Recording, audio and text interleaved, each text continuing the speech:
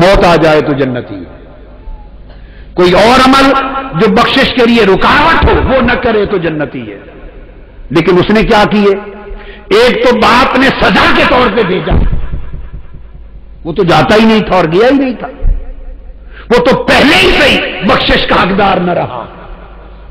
اور قسطنطنیہ میں شرکت کر کے جنت اس کے حصے میں لکھی گئی، اور اس کے بعد اس بدبخت نے مار کا ایک کربلا بپا کیا.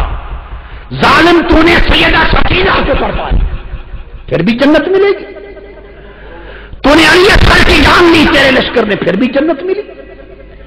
علی اکبر کی جان، پھر جنت ملی.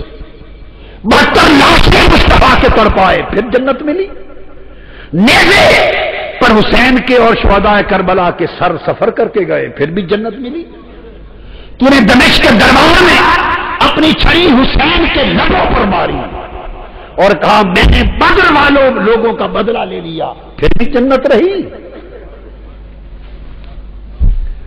اور مارکہ کربلا کے بعد جب اہل مدینہ نے یزید کی بیعت توڑ دی، کل کتب حدیث سیر اور تاریخ میں درج ہے، تو اس نے مدینہ پر حملہ کیا. 10,000 اہل مدینہ شہید کرائے 700 جلیل القدر صحابی شہید کرائے. یزید کے لشکر نے حضرت ابو سعید خدری نابینا ہو گئے تھے، ان کی داڑھی پکڑ کے تھپڑ مارے. مسجد نبوی میں اذان معطل کر دی، اقامت معطل کر دی، نماز معطل کر دی.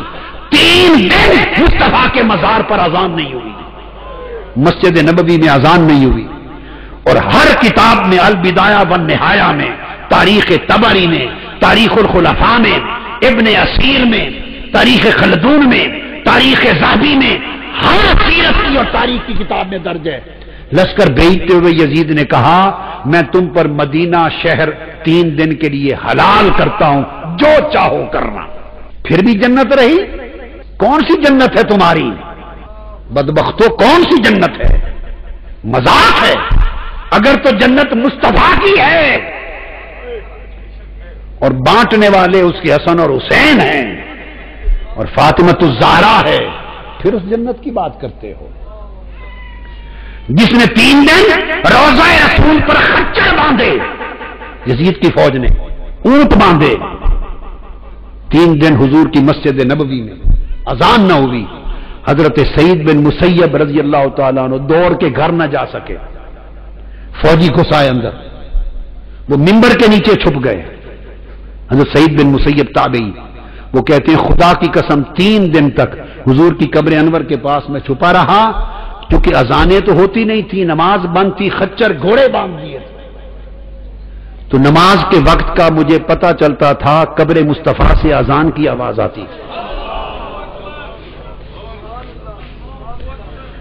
اس نے ادھر مارکہ کربلا برپا کیا اور تاجدار کائنات کو تڑپایا، ادھر شہر مدینہ میں خون عام کیا اور حضور کی قبر انور اور مسجد نبوی کو ویران کیا.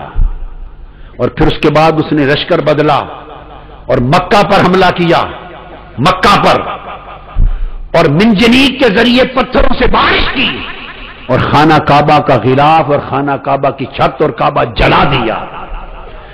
ادھر کعبہ جل رہا تھا، ادھر یزید مسلسل اپنے احکام بھیج رہا تھا. تو احراق کعبہ کے دوران اسے کولنج کا درد ہوا، 3 دن تڑپا اور واصل جہنم ہو گیا. کعبہ جلانے کے عمل کے دوران مر گیا. اس کو تو توبہ بھی نصیب نہیں ہوئی، کرتا بھی تو قبول نہ تھا. یہ اس کے کارنامے ہیں، یہ اس کے کارنامے ہیں. بیعت ظلم و جبر سے ہوئی، مارکہ کربلا برپا ہوا، مدینہ برباد کیا اس نے، کعبہ جلایا، اس حال میں مر گیا. وہ یزید اور اس کا ساری نسل صرف ایک سیدہ زینب کے سامنے منہ نہیں کر سکتی. ارے صرف اس ایک لمحے کا جواب ان دشمنان رسول کے پاس نہیں ہے. جب سیدہ زینب قافلہ لے کے دمشق پہنچی تو بازاروں اور گھروں کی چھتوں پر لوگ جمع ہو گئے تھے. किसी को कुछ पता नहीं था कि ये कटे हुए सर किन के हैं, और ये जो कैदी आ रहे हैं ऊंटों पर कजावों पर, ये कौन हैं। सिर्फ इतना ऐलान किया हुआ था कि हुकूमत के कुछ बागी थे और बागियों को कत्ल कर दिया गया है। अब ये बागियों के सर दरबार यजीद में पहुंचाए जा रहे हैं। लोग बागियों को देखने के लिए छतों पर चढ़ रहे थे।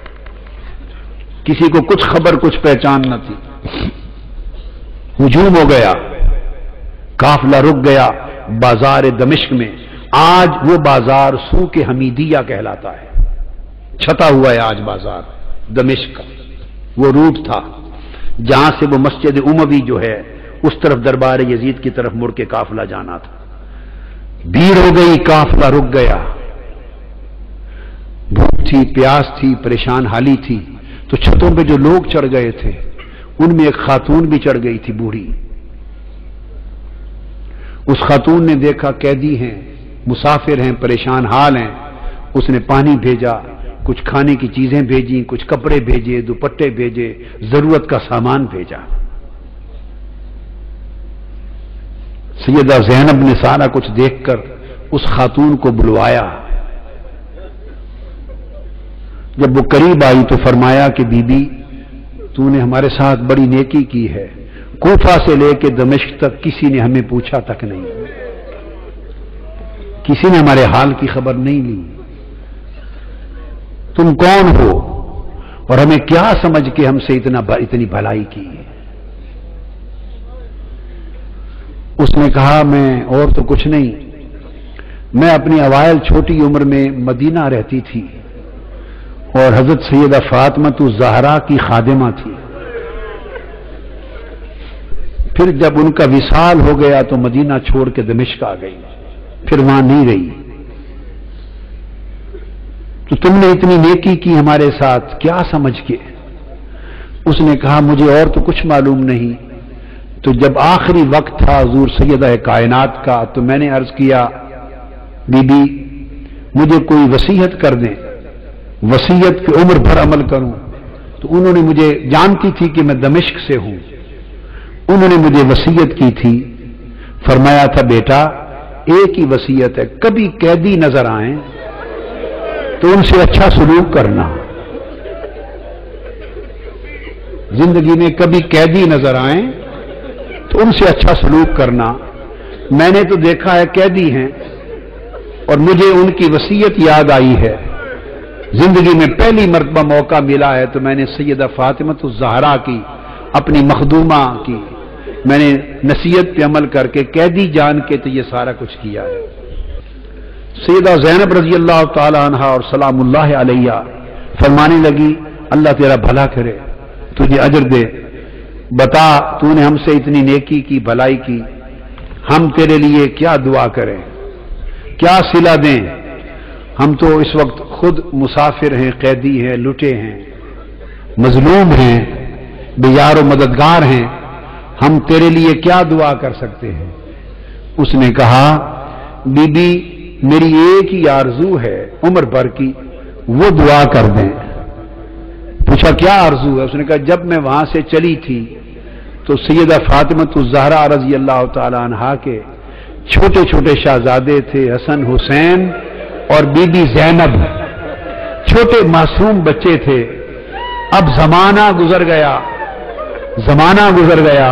मेरी उस वक्त से आरजू है कि कभी मुझे हुसैन और ज़ैनब की ज़ियारत हो जाए, दुआ कर दे कि मुझे उनकी ज़ियारत नसीब हो। बीबी ज़ैनब ने फरमाया, तेरी दुआ कबूल हो गई। मैं ज़ैनब हूं जो कैदी हूं और जिसका सर कटा नेज़े पर देख रहे हो ये हुसैन है।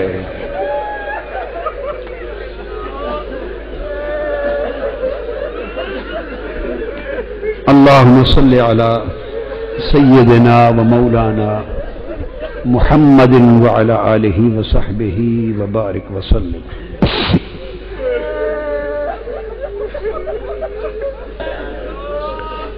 फिर सैयदा ज़ैनब काफिला लेकर जब दरबार यजीद में पहुंची हैं